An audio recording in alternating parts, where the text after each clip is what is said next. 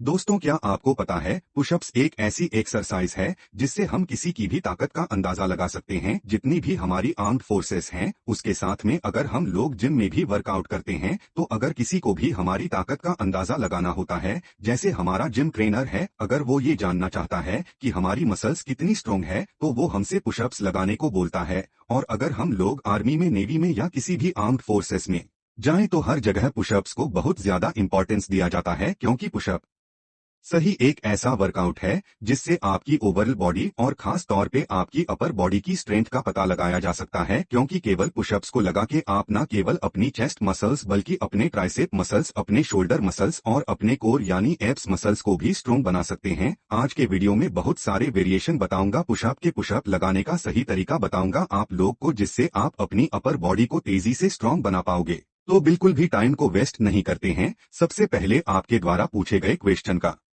मैं जवाब दे दूं। आप लोगों ने मुझसे पूछा था कि जिम में जो हम लोग बेंच प्रेस करते हैं और जो घर में हम लोग वर्कआउट करते हैं, पुशअप लगाते हैं, क्या दोनों में हमारी सेम मसल्स ग्रोथ होती है? तो आप लोग को मैं दिखा दूं। इस ग्राफ में आप लोग देख सकते हो कि अगर आप लोग घर में पुशअप लगाते हो या जिम में बेंच प्रेस करते हो, दोनों में ही आपका लगभग सेम मसल्स ग्रोथ होती है। तो इसका मतलब आप लोग घर पे वर्कआउट करके भी अपनी अच्छी खासी बॉडी बना सकते हो। तो हमारा जो पहला पुशअप होगा वो होगा नॉर्मल पुशअप। अगर आप लोग नॉर्मल पुशअप लगा लेते हो इस तरीके से तो ये आपके लिए बहुत अच्छा है। और अगर नहीं लगा पाते हो आप लोग तो आप लोग आज से ही इनक्लाइन पुशअप लगाना शुरू कर दो। मतलब आप लोग इनक्लाइन पुशअप दीवार के थ्रू लगा सकते हो या किसी ऊंची चीज पे अपना हाथ रख के लगा सकते हो। इनक्लाइन पुशअप थोड़ा सा आसान होता है नॉर्मल पुशअप से, जिस वजह से आप लोग इसे लगाने लगोगे तो आप लोग नॉर्मल वाला जो पुशअप है उसे भी बड़ी आसानी से लगाने लगोगे। अगर आप लोग ज्यादा पुशअप नहीं लगा पाते हो तो इसका यही रीजन है कि आप लोग का जो ट्राइसेप मसल्स है वो ज्यादा स्ट्रांग नहीं है।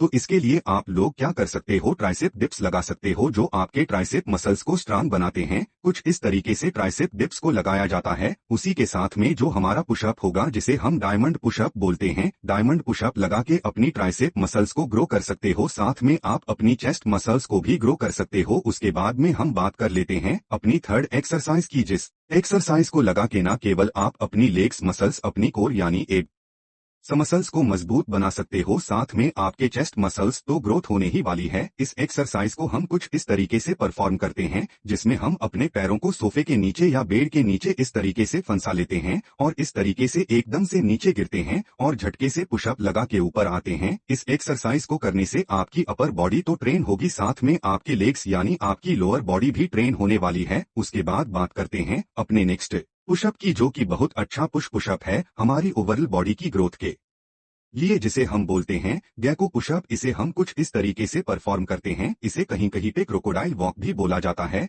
जिसमें हम लोग क्या करते हैं, चलते चलते पुशअप को कुछ इस तरीके से परफॉर्म करते हैं जिससे हमारा पुशअप तो होता ही है, साथ में हमारी कार्डियोवैस्कुलर एक्टिविटी के लिए बहुत अच्छी एक्सरसाइज है। हमारी ओवरऑल मसल्स की ग्रोथ के लिए, पूरे शरीर की मसल्स की ग्रोथ के लिए ये बहुत अच्छी एक्सरसाइज है। तो इसे भी परफॉर्म करके आप अपनी मसल्स को ग्रो कर सकते हैं। देखिए, जब भी हम वर्कआउट करते हैं तो वर्कआउट में हमें ये ध्यान रखना होता है कि वर्कआउट के बाद हमारी बॉडी में जो मसल्स ग्रोथ है वो होनी बहुत जरूरी है। अगर आपकी बॉडी में प्रोटीन सिंथेसिस नहीं होगा या फिर आप लोग वर्कआउट करने के बाद में सही से प्रोटीन नहीं लोगे तो आपकी मसल्स ग्रोथ नहीं हो पाएगी और आपकी बॉडी नहीं बन पाएगी। तो इसके लिए आपको ध्यान रखना है कि वर्कआउट के तुरंत बाद में आप लोग को हाई प्रोटीन वाला फूड लेना है जिससे आपकी मसल्स ग्रोथ तेजी से हो पाए। और अगर आप लोग अपनी मसल्स ग्रोथ को और भी ज्यादा इंप्रूव करना चाहते हो तो आप लोगों को मैं बता दूं, अगर आप लोग अपनी अपर चेस्ट को ग्रो करना चाहते हो तो इसके लिए डिक्लाइन पुशअप करना बहुत जरूरी है, जिसे हम कुछ इस तरीके से परफॉर्म करते हैं। डिक्लाइन पुशअप में हम अपने पैरों को ऊंचाई पर रखते हैं